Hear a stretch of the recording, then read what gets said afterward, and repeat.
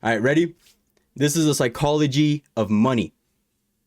We all finna get rich from this. You gotta change your perspective, okay? Ready? Your financial DNA. You aren't crazy. We all come from different generations, with parents earning different incomes and holding different values, living in various parts of the world, born into different economic environments with varying incentives and varying opportunities. We all have very different experiences towards money. Take for example the stock market and inflation. People born in 1970 saw an almost tenfold increase in the S&P 500 during their teens and 20s, leading most to have a positive view of the stock market and a higher inclination to invest. People born in the 1950s, however, saw the stock market go nowhere in their teens and 20s, leading to a more negative view of the stock market and less inclination to invest. People born into the 1960s experienced significant inflation during their teens and 20s, leading to a higher awareness and a more negative view of inflation and its effects. You guys understand? Do you guys understand what he's trying to say? All right. OMG, it's just my major. Make it stop. This is summer. This is literally your major, Lupe. This is your major. Okay, bet. So it seems like you already got indoctrinated with the psychology of money, which is good. Econ, yes, good. Okay. We're gonna have to put everybody else on, Lupe. We need to put everybody else on. You are 10 times further ahead than I'll ever be. My information is low-key this. We got econ major and art major in chat, and you guys got a streamer handyman with a money hammer. See what I'm saying? And I'm showing y'all psychology of money. What do I know about money? But we need to see the video. But basically, depending on what year, what generation your family is from or whatever, their point of view is necessarily not wrong, but it's from their time, so it doesn't apply to now. Okay, so when you come to somebody with an idea for money, they might disregard it, but you have the vision for for a reason. Is because you see it in this economy. They still see it from their time when they were struggling. People born in 1990 experienced relatively low inflation during their lifetime, leading to less concern and awareness of its effects.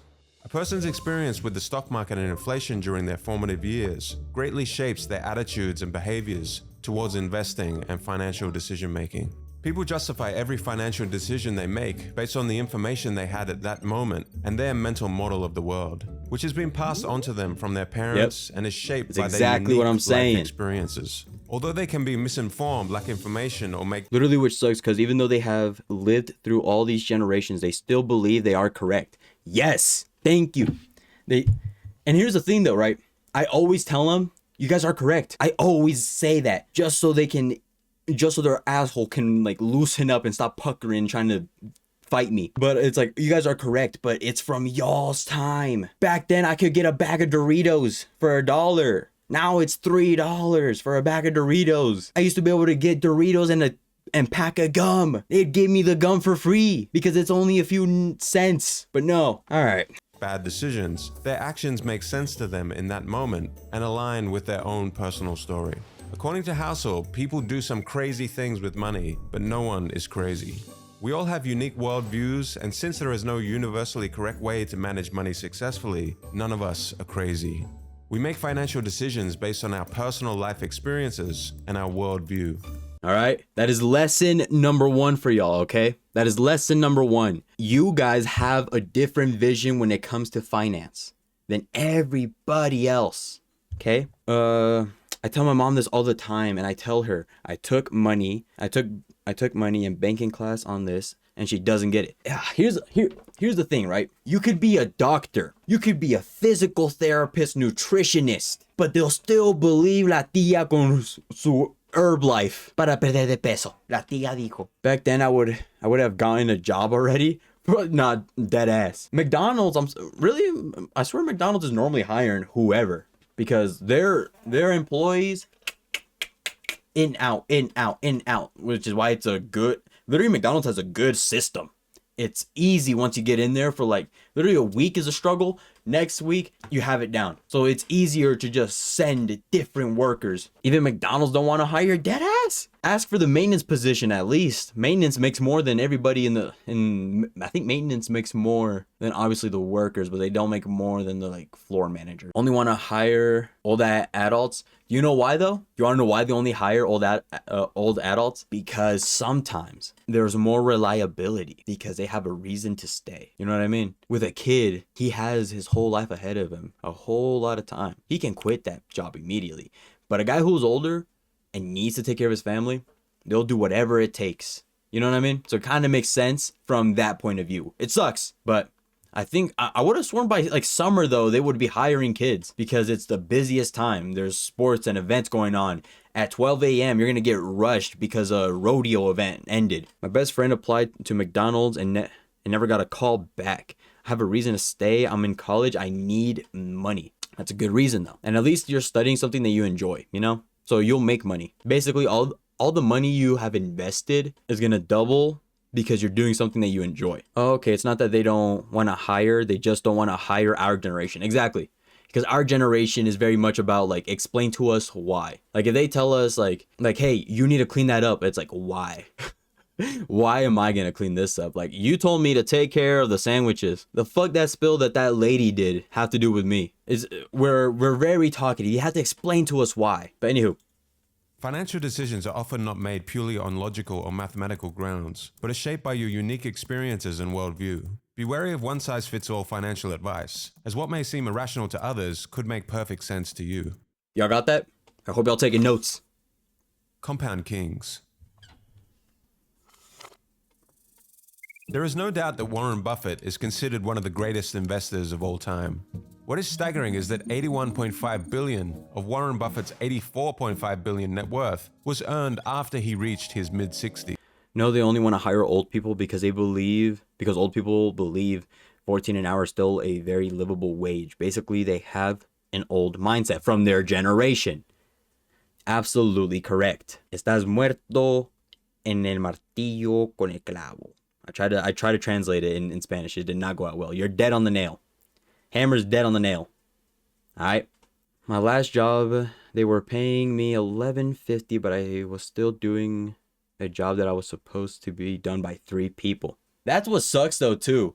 Because like you join the McDonald's and like, okay, you will be on the grill. Next thing you know, you have to learn everybody else's responsibility and still get paid the same until eventually the manager likes you because you made him laugh. It's all manipulation. It's sad, dog. It's sad. As a result of investing from the early age of 10, Buffett was able to harness the power of compounding. So what is compounding in a nutshell? Let's say you invest $1,000 at an interest rate of 8%. Your initial investment would earn you $80 after 1 year. If you compounded your total of $1,080 at 8% interest the next year, you would now earn $86.4. You've earned money on your initial investment as well as the interest you earned on the principal. An investment compounded over time gains interest not only from the original investment, but also from the interest generated on top of the original investment. The counterintuitive nature of compounding makes many of us not realize how extreme the results can be. Warren Buffett began seriously investing at the age of 10 and had a net worth of $1 million by the age of 30. But did y'all get that? Warren Buffett has got all these M's because he started when he was 10. Alright? He was 10 years old and was investing. I don't know how the hell you gave a kid an investing account, and I'm gonna need to figure that out because my kid's gotta. Oh, low key, I want to be rich, right? But live so humbly so my kids grow up that way. You know what I mean? So they want money and out of nowhere, right? Like if they do such a good job, it's like, surprise, we actually have money, and they have this good mindset. But I don't know if that mainly comes from the parenting, you know what I mean? It's like, dog, it's my money, not yours. Get your own. I mean, wait, what? I mean, you can put anything on your kids' names. Actually, that's a good point. That's a good point, and a sad fact on how many kids nowadays are in debt. Their credit score is low because their parents put their name because their own credit sucks. It's sad how many kids have to deal with their parents' debt because they put their name unconsensually just because, oh, you're my kid, I'm allowed to do it. It's sad. That's why horrible parents take out. Yes, we are on the same page. But Warren Buffett started when he was 10 years old and now he's 30. So if you don't have an investing account now, get one. Fidelity, Vanguard. That's it. Maybe Charles Schwab. but Fidelity and Vanguard, that is it. Anything else outside of that, Robinhood, no, it is gambling now. Don't. Unless you're willing to roll the dice, they're not gonna land at your favor most of the time. All right, let's keep on learning about investing. Let's imagine an alternate reality where Warren Buffett behaved more like most young men in their 20s and used a lot of his early income on traveling and a few nice cars. If he started with a net worth of $25,000 at the age of 30 and retired at 60, but continued to generate the amazing returns that he does of around 22% annually, his net worth today would be around 11.9 million, which is 99.9% less than his actual net worth today of 84.5 billion. Warren Buffett's financial success. At 10 years old, Warren Buffett started investing. Now he's worth $90 billion, dog. Imagine starting at the age of 30 investing and get 11.9 millions at the age of 60. And that's if you get to live to 60, all right? If you get to see 60. Sometimes the Roth IRA, it's such a good idea, but it's so scary to me that I might not be able to see the next day. There's a saying out there, right? And the saying goes that some of the best investment accounts are in the grave because they're not touched. They invested their money and they never took it out. The company went down, the company went up, but they never touched it. And it's sad sometimes that they'll never be able to touch it, not even their own family, because they don't know the password. Can be attributed to the financial base he built in his early years and his longevity in investing. His skill is investing, but his secret to success is time and the power of compounding. Patience Consider is a this virtue, from another my friend. perspective. The richest investor of all time is Warren Buffett. However, in terms of average returns, he is not the greatest. Jim Simons, for instance, is a hedge fund manager who has compounded money at a staggering 66% annually since 1988, a much higher rate than Buffett. Dang. The net worth of Simons, however, is 21 billion, which is 75% less than Buffett's. How is this possible? According to Housel, the reason for this is that Simons wasn't able to find his stride in investing until he was 50 years old, effectively giving him less than Never mind, you can even make it big at the age of 50. half as many years to compound as Buffett. But you can start Also there. estimates that if he had invested over a time frame as long as Buffett, his net worth today would be 63 quintillion, 900 quadrillion, 781 trillion, 780 billion, 748 million, $160,000. See, wait, sure. It's important not to underestimate way. the power of compounding. No matter how counterintuitive the results of compounding may seem, Real? Dead ass? You being culo muerto right now. No way it'd be that amount. Yeah? Hijo su madre. Get to investing, y'all. Y'all heard that, right? If you would have started earlier. Quintillions, my boy. It starts with a Q. It already sounds nice. That's how this whole thing works. This just printable. I'm telling y'all, this why do you think I carry this around? I'm trying to, it's like Thor. I'm trying to bring it here. Just strike it down. Fuck. it should never be ignored. People often focus on short-term gains, overlooking the long-term But yes, impact. invest. Okay, hold up. Key Compounding. ideas right here. Understanding and leveraging the power of compounding is crucial for long-term financial success. It's not about making quick high returns, but about consistent long-term growth. Okay. Did y'all get that? Success. Take the last advice. Understanding and leveraging the power of compounding is crucial. Long-term financial success. It's about making quick high returns, but about consistent long-term growth. Don't see this in money. Don't just see this in money. Yes, you have to be consistent in anything you want to pursue. Does that make sense? In anything you want to pursue, you need to be consistent. If you're willing to do it for free, you will see long-term growth because you're willing to start from zero and get your money up and it'll multiply. If you stay consistent in whatever you'll do, you'll be great at it. Start a new job, you'll be great at it in 3 months and they'll want you to do 3 other people's job. See what I'm saying? And all it took was 3 months. Imagine what you could do if you genuinely enjoyed what you did. That's not even, like I'm telling you, it's not even money advice. Literally, if you're doing content or anything, I'm talking to me. Every block you place is a brick. If you post 3 videos a day and it gets 200 views, by the end of the year, you'd have 200,000 views. And next year, that would have doubled. You would have 800,000 views because you started with that. Pessimism and money. So what is it about pessimism that we are inclined to embrace rather than optimism? The answer is because good things take time and don't happen overnight. Money is a subject that attracts pessimism for a variety of reasons. Let's start with the fact that money matters to all of us. When we hear about something bad happening in the economy, we're more likely to pay attention. For example, a 40% decline in the stock market over 6 months is likely to attract attention immediately and may even attract government intervention. However, the incremental nature of a 140% gain over 6 years can go largely unnoticed. Every year, 500,000 Americans are saved by the progress of medicine over the last 50 years. Slow progress, however, attracts less attention than quick, sudden losses, such as terrorism, plane crashes, and natural disasters. Damn. When watching the news highlighting a stock market crash, economic woes, or other money problems, try to remember that things tend to improve over time. Y'all got that? Well, let's see if he says the key ideas.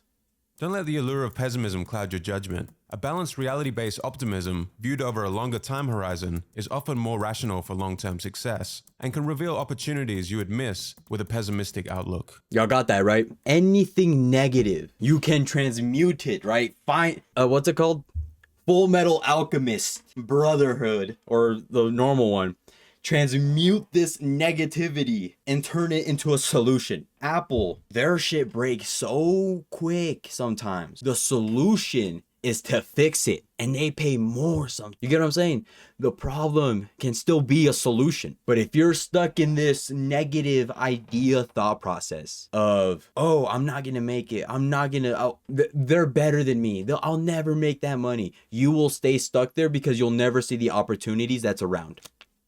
Type of it I get assigned as homework. Dude, I'm about to do economy at this point, if you know this, because it took me to start listening to podcasts for me to figure this out, for me to figure out that I wasn't crazy, to know that it was okay to have bigger dreams. I didn't know that, like in my head, I thought all the adults were just smarter because they lived longer. They've got wisdom, but they also have they're unwilling to change their perspective because of the victim mentality.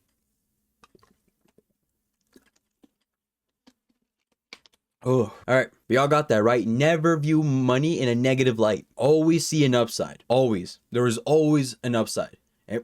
You might not be able to find the solution. Sometimes you got to talk to other people and they'll somehow come up with an even better idea. But make sure you trust them. Make sure you trust them. Now they low-key, excuse me, but dumber. They do not live in the modern world. They just live in this world. Thank you. They live in they live in their world, in their own little world of set. They don't want to evolve and change. It is what it is. Look, you can't change everybody, but I'm trying to help you guys, okay?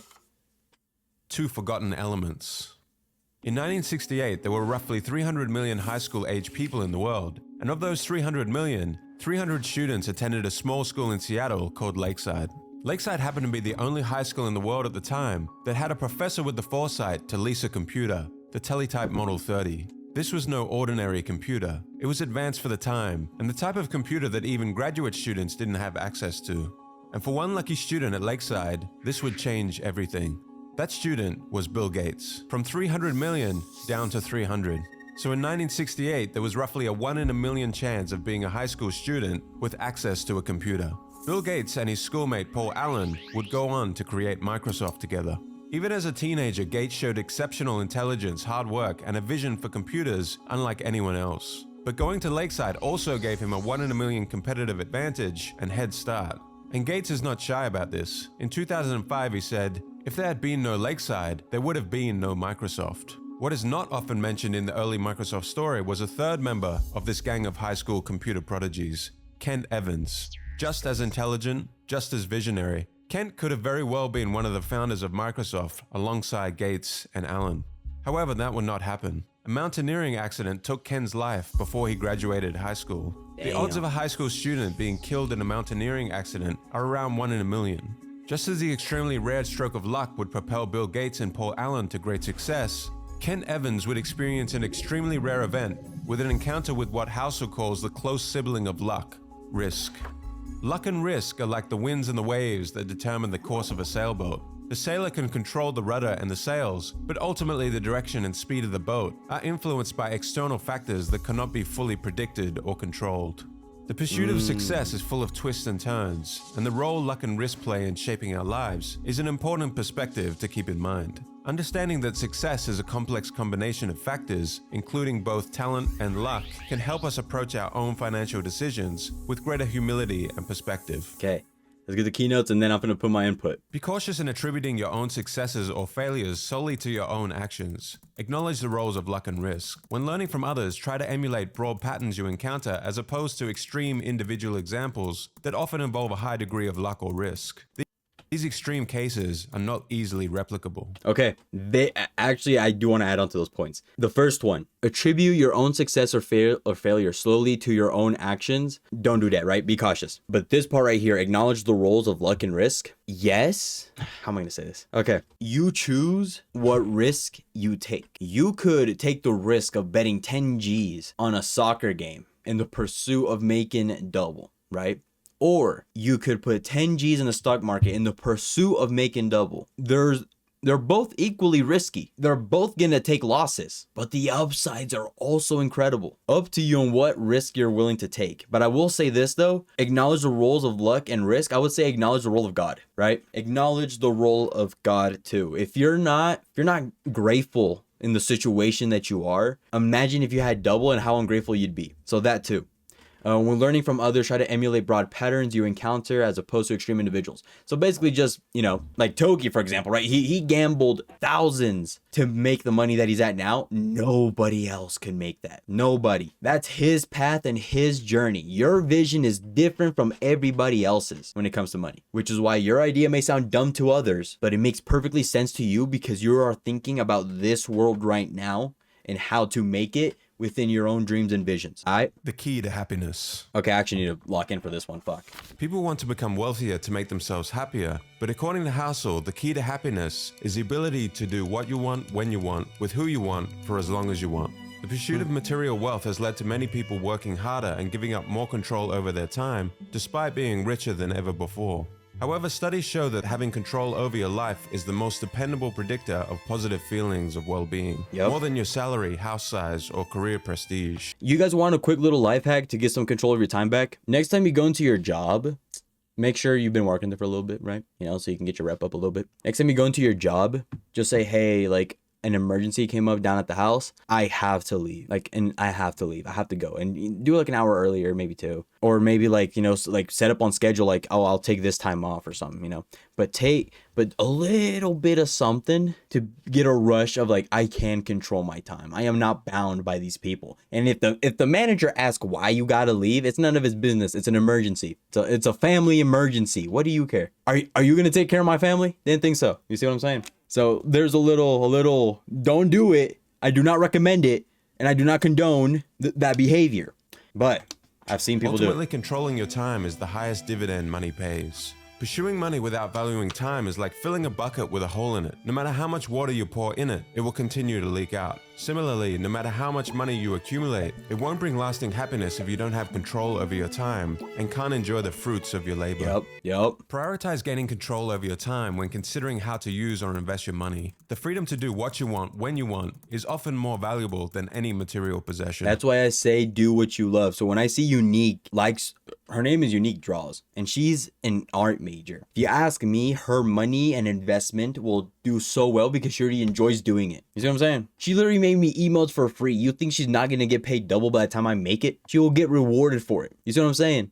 Tail events. Heinz Begruen, a man who fled Nazi Germany and settled in America, became one of the most successful art dealers of all time. He collected a massive amount of art, including works by famous artists like Picasso, Klee, and Matisse. In 2000, he sold part of his collection for over 100 million euros. Bestia. But what was his secret to acquiring so many masterpieces? Was it skill? Was it luck? According to Horizon, a research firm, great investors buy vast quantities of art and hold on to them for a long period of time. They wait for a few of those paintings to become well known and worth a lot of money, even though most of the paintings they bought were not worth very much. In other words, it's not about being right all the time, but having a diversified portfolio and waiting for just a few winners to emerge. Perhaps 99% of the work someone like Begruen acquired in his life turned out to be of little value. He could be wrong most of the time, but that doesn't particularly matter if the other 1% turns out to be the work of someone like Picasso. These events are known as long tails. I'm just doing what my teachers told me to do, which was do what I love. That's good that they told you to do what you love, because some teachers would be like, Go to college. And that's as vague as it gets. Just go to college. That's it. You're not going to tell me what direction, what my skill set is, what am I supposed to do? Sometimes you got to, close your eyes and think back to your childhood. Okay, what did I like to do? You know what? I really like doing this. I'll start learning this. Like if you grew up in a household where like money was always tight, you'll definitely want to learn where like why was money so tight for me, but for everybody else it's so easy. That's Small number of events can account for the majority of outcomes. The long tails of Berggrun's art collection are what led to his ultimate fortune. The story of Berggrun teaches us a valuable lesson about investing, and this long tail concept also applies to many aspects of business and investing. The obvious example is venture capital. Most of the startups in a VC fund will fail and lose money for the fund, but all they need are a few outlier startups which make 20x returns to make up for these losses. Take Amazon for instance. In 2018, it drove 6% of the returns on the S&P 500, even though it is just one company. And if we look inside Amazon, its growth was largely driven by two tail events, Amazon Prime and Amazon Web Services. These two products alone more than made up for all of Amazon's less successful experiments, such as the Fire Phone or travel agencies. After the disastrous release of the Amazon Fire Phone, rather than apologizing to shareholders, Jeff Bezos said, "If you think that's a big failure, we're working on much bigger failures right now. I'm not kidding. Some of these are going to make the Fire Phone look like a tiny little blip." Bezos understands that it's okay to make mistakes and fail with most products if the process creates the 1% of tail event products. Does this make sense too? When it comes to the investing, diversify your portfolio because one will hit. When you're making content, make as many videos as possible because one could hit. Something will hit. You see what I'm saying? Like unique. I guarantee you one of these days we finna be making the perfect video. We get the perfect thumbnail and we gonna double. Bah!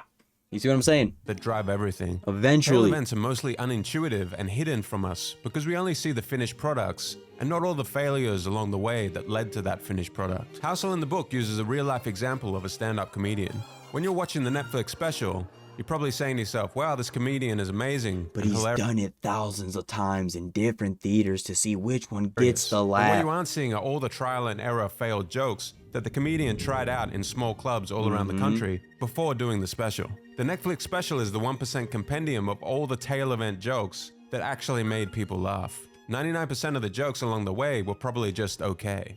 When it comes to investing, even though long tails are prevalent, most of us ignore them. When things go wrong, we tend to overreact.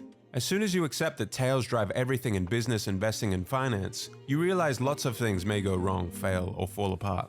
Remember, out of nearly 500 stocks Warren Buffett has picked, only 10 have made the majority of his money. Good stock pickers will only be right half of the time.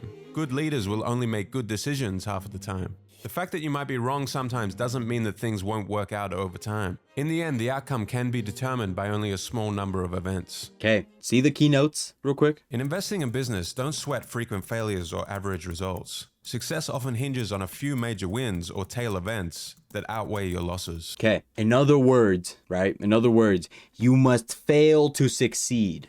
You never outgrow a situation unless you put yourself through the fire. If you have financially effed yourself, you will find the way out and you'll financially flourish because you already know the struggle and how to fix it. I got screwed in taxes. I don't know. I'm pretty sure I told y'all. This was ages ago. And that made me want to learn even more. Sometimes the failures and struggles in the beginning are catalysts for sheer success. And that's not just money, business and in life. If something bad happens in your life, yes, it sucks. Sometimes it is the catalyst for you to grow bigger. I'm telling you, Full Metal Alchemist Brotherhood. Humankind cannot obtain without first giving something in return. To obtain something of equal value must be lost. If you lose money or if you need money, you will get it eventually because you've lost it. Does that make sense? If something bad happens, right? Let's say like there's a Judas, all right? It's gonna transmute into sheer success and power as long as I keep this mentally sharp. Does that make sense? So even in investing in stocks, whatever it is, failures, you will succeed. You never lose, they're only lessons. True wealth versus being rich. True, I mean, emotes already helped me. See, you made me free emotes, and what did that make me do? Hey, how much for a thumbnail? And now you see what I'm saying? And with time, more YouTubers are, think about it this way. You making thumbnails for me, get more eyes on YouTube, right? And then maybe more YouTubers hit me up. Hey, who's the artist? Here's her Insta. Here's her profile. And then now you double. You see what I'm saying? Important to understand the difference between being rich and being wealthy. Richness is about your current income and the things that you own, while wealth is about the financial assets that you have yet to spend. True wealth isn't what you see, but what you don't. It's easy to assume that someone driving a Lamborghini is wealthy, but appearances can be deceiving. In reality, many individuals are living beyond their means and relying on debt to fund their flashy lifestyles. Wealth isn't about the cars you drive, the diamond rings, or the homes you own. It's about those financial assets that you have yet to spend. Accumulating wealth takes self-control and restraint. The diamonds, watches, and first-class upgrades that you decline. Yeah, hell no. That is luxury. Never spend your money on trying to look like luxury. Live as minimal as possible. All contribute to your overall wealth. Gotta be a hermit, It's easy to find rich role models who spend lavishly, but true wealth is hidden and therefore harder to imitate. We're conditioned to believe that having money means spending money, but the real key to building wealth is to save and invest the money you have. In fact, the only way to be wealthy is to not spend the money that you do have.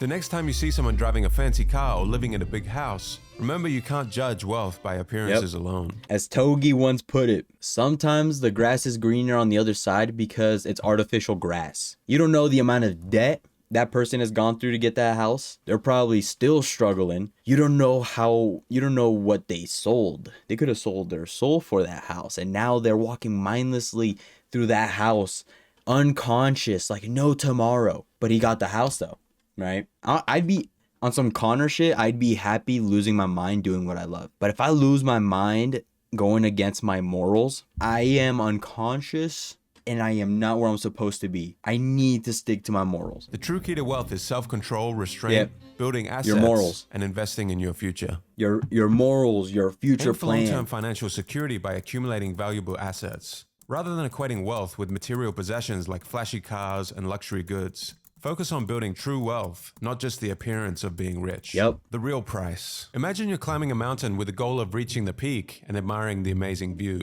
Maybe you will get sunshine that day, maybe rain. You may get lost, you may fall and injure yourself. The difficulty of the climb is not always apparent until you're in the thick of it. From the ground looking up, the path to take may seem obvious, but along the way you will certainly need to reassess and change your path to the peak. You are under no illusion, however, that there will be some golden escalator that will safely take you to the peak. You understand before the climb that this uncertainty and risk is just the price you have to pay to get to the top. But when it comes to investing in the stock market, many people think they can avoid the uncertainty and risk and get something for nothing. Housel likens the stock market to getting a new car. If you want to get a new car, you have three options. You can buy a new car. You started singing that too? I'm telling you, I'm in the thick of it, everybody knows. Dude, KSI has a very few bangers. Very few. You can count them on your hand. No Time, and that's about it, low key. A used I'm one. just kidding. I could probably do a ranking. The new car is a higher price, but the No reward Time, is greater. holidays. Think of the decent. new car like aiming for 12% returns from the stock market. The used car is cheaper, but also comes with less reward. The used car is a much safer investment, but only returns 4% Oh per yeah, year. never get a new whip. Buy it off Facebook Marketplace, dog. And make sure you get yourself a little aparatito to make sure it's safe and it scans all the stuff. Stealing a car is like trying to get something for nothing. 99% of people would avoid stealing the car because the consequences outweigh the benefits. However, when it comes to the stock market, people seem to be under the impression that they can take option 3 and steal from the market. They try all kinds of tricks and strategies to get good market returns without paying the price, attempting to sell right before the dip or buy before a boom. Consider, for example, wanting to earn an 11% return over 30 years in preparation for your retirement. That doesn't work, but it does at the same time. Technically, when the stock market goes down, is it 80% down or is it 80% off? So you would buy. Right? If the market is up, you would essentially sell. But again, risk to high reward, because if you sell, it could go higher y valiste verga. But if you sell and it goes lower, then it just goes lower. That's why they say do not touch your investments, because if it goes up, it goes down. World Cup, everybody jump. That's a KSI song? ¿A poco? For many, the sight of their investment going up and down can be traumatic, so they try to get in and out quickly without paying the price of volatility and uncertainty over the long term, akin to trying to steal the car. The price you must pay is not just about dollars or cents when investing. It's about accepting the emotions that volatility, fear, and risk can bring. Recognizing that successful investing comes with a price is crucial. The price is not immediately obvious, but you have to pay it, just like you would for any other product. The key is to convince yourself that the market's fee is worth it, and it's an admission fee worth paying. Yep. There's no guarantee that it will be, but if you see In anything you choose, you are willing to pay the bill of risk. If you choose to go into debt and have the house of your dreams, be ready for the risk of trying to maintain that house. Does that make sense? There's always just a reward, up to you and which one you're willing to do. the admission fee as a fine, you'll never enjoy the experience. Be willing to pay the price once you find it. View market volatility as an admission fee for the potential of higher returns, rather than as a fine for doing something wrong. This mindset will help you stick with your investment strategy for longer time periods and during tough times. Hedonic treadmills. Enough. Know when enough is enough. Become familiar with the concept of hedonic adaptation, or the hedonic treadmill. Every time you hit the goal, you keep moving the goalpost further ahead. You need only look at the demise of Bernie Madoff and Gupta, two men who already had everything and were ultra wealthy, but all the money in the world would never have been enough, big time. both resorting to crime to make even more money. The pursuit of wealth and success without a sense of knowing when enough is like climbing a never-ending ladder. No matter how high one climbs, there is always another rung to reach for, and the pursuit can become all-consuming, leading to a lack of happiness and fulfillment. Set a stable goal for what enough means to you. Otherwise, rising expectations will keep you perpetually unsatisfied and prone to needless risks. Be aware of the pitfalls of social comparison. Instead of endlessly comparing yourself to others, focus on what truly brings you happiness and fulfillment. Got that? Now that last one, do not take it wrong. The amount of people that I know, yes, I'm gonna do whatever I want to be happy. So I'm gonna, no. If it's like, oh, I'm happier when I'm playing football, okay, then start coaching little kids football, because now you're gonna have to learn what you learn and help these kids now. Like, you have to be figuring out like your own, like what makes you happy. That's, I wouldn't say righteous, but is nothing but beneficial than just cons. All right, do you guys have now a better idea when it comes to money, right? How are we feeling when it comes to money? Just another trash song, World Cup, everybody jump. Yeah, okay, yeah, just another trash song. Stressed? Do you feel stressed about money? Seriously? I feel like the psychology of money is gonna help. Trust. Right now, unique, I guarantee. Right now, you might be stressed, but I guarantee you, give it like a month and your brain is gonna be like, hey, remember that video? Swear, like I'm balling. We are balling. We got nothing but money, sheer abundance. Wiping my tears with bills. That's what I'm saying. We got nothing but abundance here in this colony. You feel what I'm saying? Mis hormiguitas. Let me knock on wood for days like that when I get to wipe my tears with bills.